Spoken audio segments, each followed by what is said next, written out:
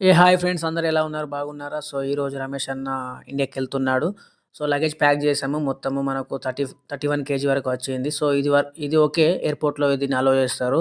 So, 31 కన్నా ఎక్కువ ఉంటే మనకు ఛార్జ్ ఎక్కువ పడుతుంది గనక, ఇక కొన్ని ఇక్కడనే పట్టేసి వెళ్తున్నాడు వస్తువులు. సో, ఇప్పుడు మేము కింద టాక్సీ కోసం ఎదురు చూస్తున్నాము. టాక్సీ తీసుకొని వెళ్తున్నాము. సో, ఎయిర్‌పోర్ట్‌కెళ్ళిన తర్వాత అక్కడ లగేజ్ మనతో మళ్ళా చెక్ చేసుకోవాలి. ఎందుకంటే మనం వెయిట్ చేసుకున్నది అక్కడ వెయిట్ చేసింది వేరే ఉంటది.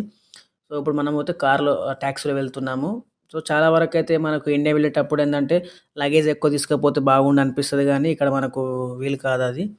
సో, ఇది మనం ఇప్పుడు చూస్తున్న మిషన్స్ అన్నీ వచ్చేసి మనకు పాస్‌పోర్టు, అది ఇంకా బతాక్ అని ఒకటుంటుంది. సో, అవి పెడితే మనక్కడ మన మీద ఏదైనా కేసులు ఉంటే గానీ, లేకపోతే ఫైన్స్ ఉంటే గానీ మనకక్కడ కనిపిస్తాయన్నట్టు.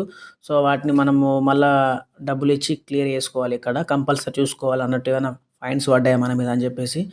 సో, ఈ దేశంలో అయితే ఇలా ఉంటుంది. ఇప్పుడు రమేష్ అన్న బోర్డింగ్ చేసుకున్న తర్వాత ఇక బోర్డింగ్ అయిపోయింది. లోపటికెళ్తున్నాడు. అన్నీ క్లియరే. ఇక మేము గూడా బయలుదేరినాము. సిటీ బస్‌లో ఎక్కినాము. సో, సిటీ బస్‌లో ఎక్కితే టాక్సీ కన్నా తక్కువ పైసల్లో మనం రావచ్చు మన రూమ్‌కు.